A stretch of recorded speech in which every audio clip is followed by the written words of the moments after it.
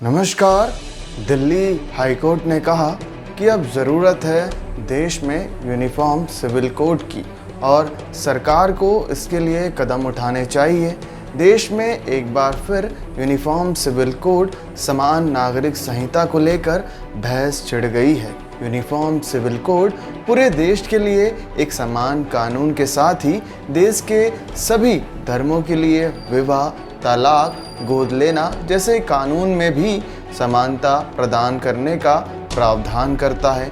यह एक धर्मनिरपेक्ष यानी सेक्युलर कानून है। देश के सभी नागरिकों के लिए एक कॉमन सिविल कोड की चर्चा सबसे पहले 1840 में ब्रिटिश सरकार के दौरान आई थी, जब लेक्स लासी रिपोर्ट के आधार पर अपराध, एविडेंस और कॉन्ट्रैक्ट के लिए समान कानून बनाए गए थे। हालांकि तब भी हिंदू और मुस्लिम पर्सनल कानूनों को छेड़ने का साहस तत्कालीन सरकार भी नहीं कर पाई थी।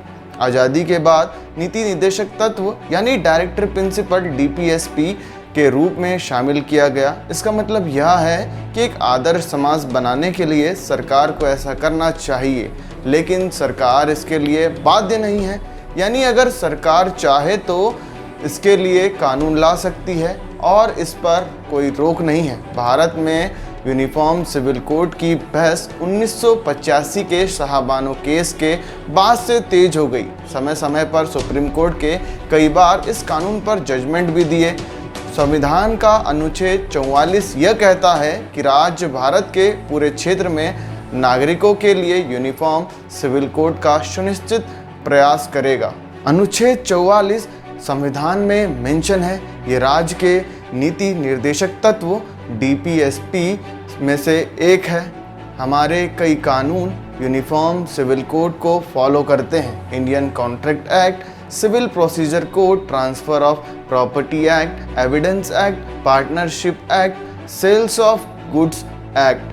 तो सभी जाति धर्मों के लिए भी एक यूनिफॉर्म सिविल कोड क्यों नहीं होना चाहिए, जबकि यूनिफॉर्म सिविल कोड कई देशों में लागू है। Pakistan, Bangladesh, Indonesia, Malaysia, Sudan, तुर्की और इजिप्ट। भारत में गोवा में भी यूनिफॉर्म सिविल कोड लागू है। तो पूरे देश में यूनिफॉर्म सिविल कोड क्यों ना लागू हो।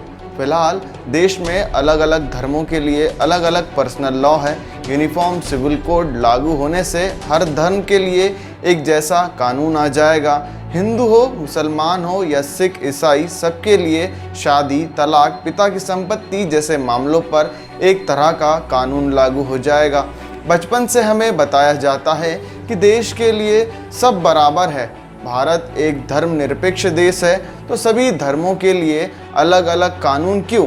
देश एक है, झंडा एक है, संविधान एक है, तो सबके लिए कानून भी एक होना चाहिए। यूनिफॉर्म सिविल कोड को लेकर देश में काफ़ी लंबे समय से बहस होती रहती है। जो भी लोग इसके समर्थन या विरोध में हैं, उनकी सोशल और रिलीजियस असर को लेकर अलग अलग सोच है। बीजेपी हमेशा से इस कानून के पक्ष में रहती है और अब शायद हाईकोर्ट के आदेश के बाद विचार भी करे, और कांग्रेस विरोध करती रहती है। समय की ज़रूरत है यूनिफॉर्म सिविल कोड। बहुत से बदलाव आएंगे कोड लागू होने से। कानून भारत के लोगों को एकजुट कर कर रखेगा। ये कानून हर एक भारतीय को बिना किसी जात पात, धर्म यूनिफॉर्म सिविल कोड के अंदर रखेगा। वोट बैंक की पॉलिटिक्स खत्म हो जाएगी। धर्म के नाम पर कोई वोट की भीख नहीं मांगेगा।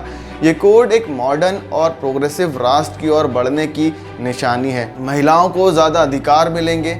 सभी जाति धर्म के लोगों को एक समान देखा जाएगा। किसी को रोका नहीं जाएगा। अपने धर्म के अनुसार पूजा करने से सबको एक नज़रिए से देखा जाएगा।